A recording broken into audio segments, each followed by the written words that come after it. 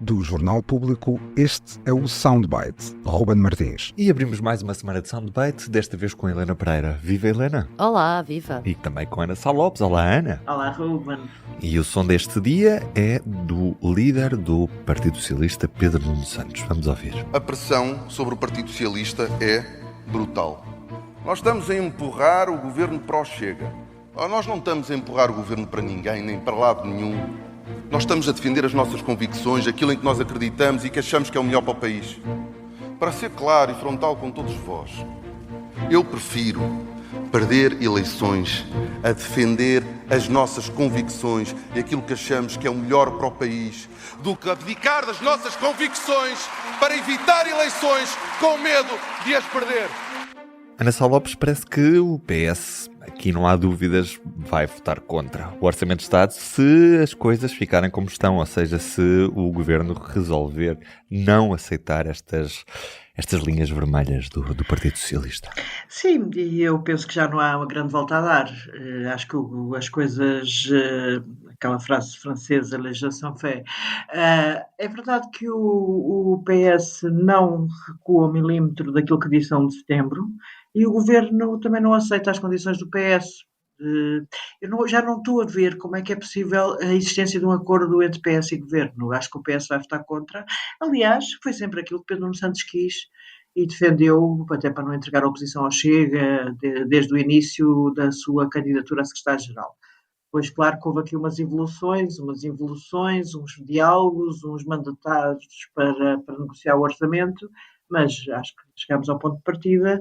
Acho que o PS pôs duas condições muito fortes, que era para poder ter uma marca muito forte no orçamento, já que, enfim, não... seria para o Pedro Nuno Santos seria sempre engolir um grande sapo, não é? Votar, viabilizar este orçamento. Isso seria sempre. Não, tudo o que ele defendeu até hoje entraria em contradição com a viabilização do orçamento do governo AD.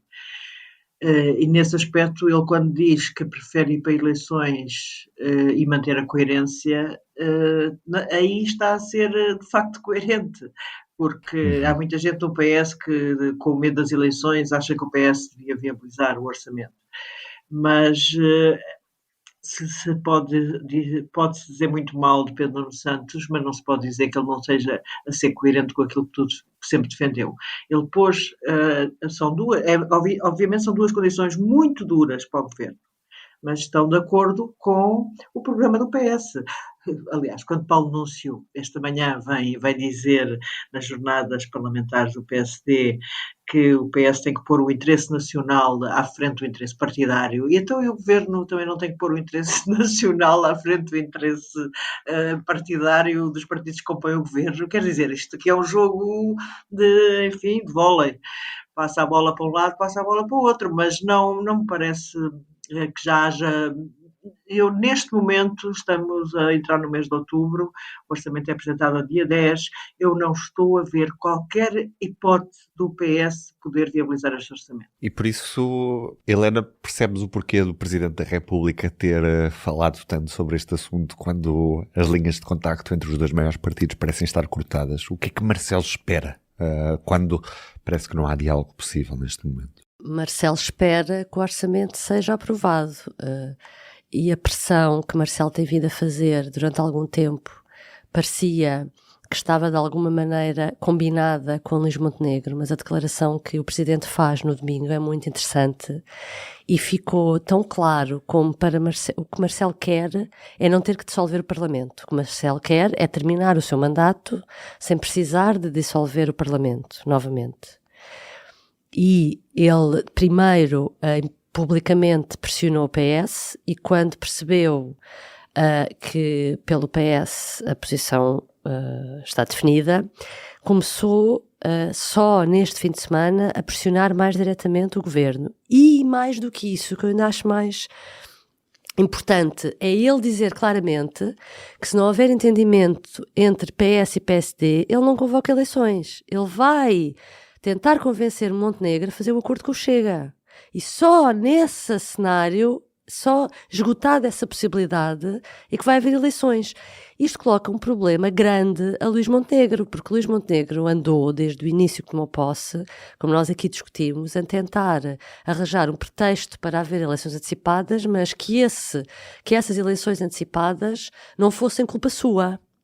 E a determinada altura, Montenegro acabou por se ver entalado nesta situação, porque as pessoas já perceberam a posição do PS, veem o Chega disponível para fazer um acordo, e agora o que nós ainda não tínhamos visto claramente e vimos ontem foi que o Presidente prefere um acordo com o Chega do que novas eleições. Exatamente, do que haver eleições antecipadas.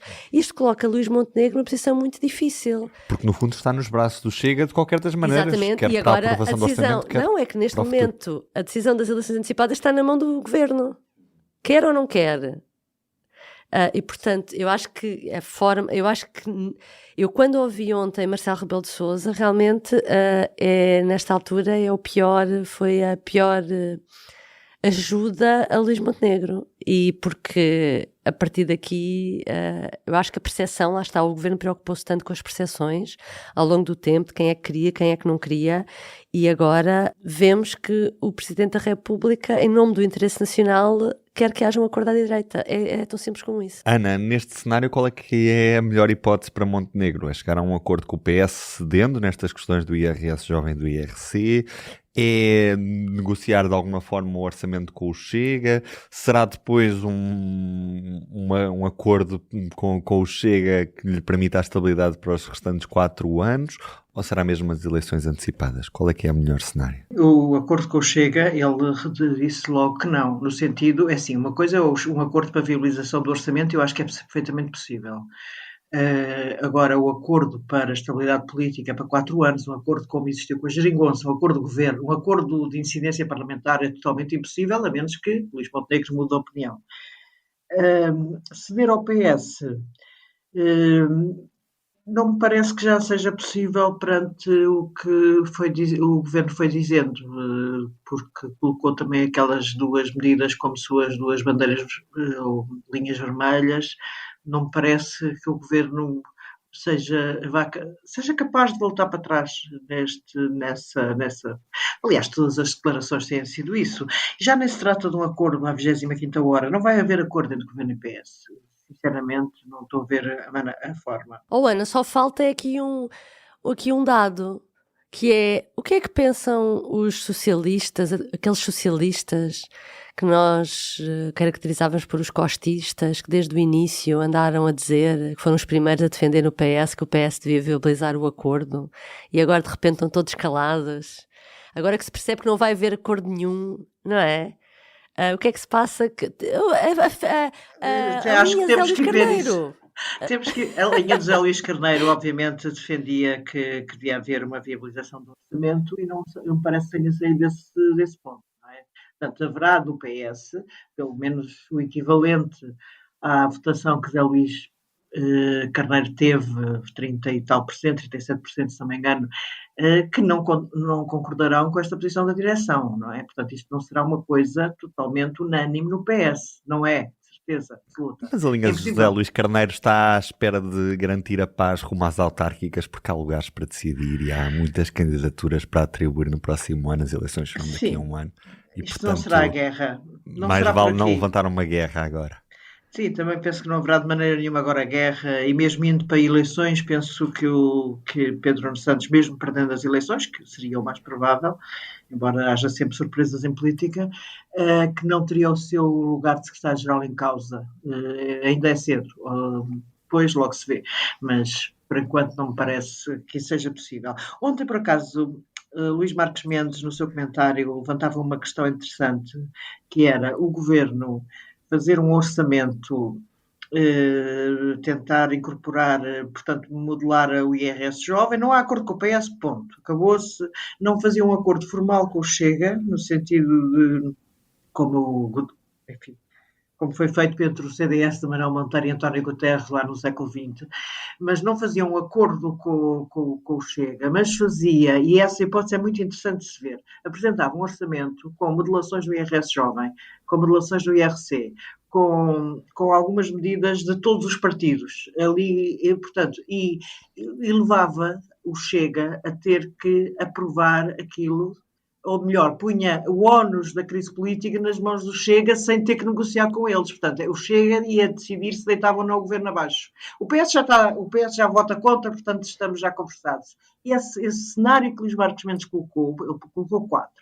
Eu penso que esse pode ser um cenário muito possível que este governo opte por fazer um orçamento, tente ser pacificador, para ficar com uma boa imagem na opinião pública de que tentou pacificar e depois não conseguiu, e depois, se o PS tem a posição praticamente tomada, e o Chega ficaria com o ónus de deitar ou não deitar o governo abaixo. Ou seja, isto teria vantagens também para o governo por uma razão, porque se o Chega votar contra o orçamento, ou se abstiver, porque precisa mesmo votar a favor, vai ser penalizado porque deitou abaixo um governo de direita. Será penalizado em futuras eleições legislativas. A AD vai, com certeza, pelo menos eu estou convencida disso, captar muitos dos eleitores do Chega, que aliás foram da AD no passado, do CDS, do PSD. Portanto, este cenário de Marcos Mendes pareceu muito interessante. E com este cenário nos despedimos por hoje. Um beijinho, até amanhã. Até amanhã. Até amanhã. O Soundbites é um programa de Ana Sá Lopes, Helena Pereira e Ruben Martins. A música original é de Ana Marques Maia. Siga o podcast na sua aplicação preferida para não perder os novos episódios. O público fica no ouvido.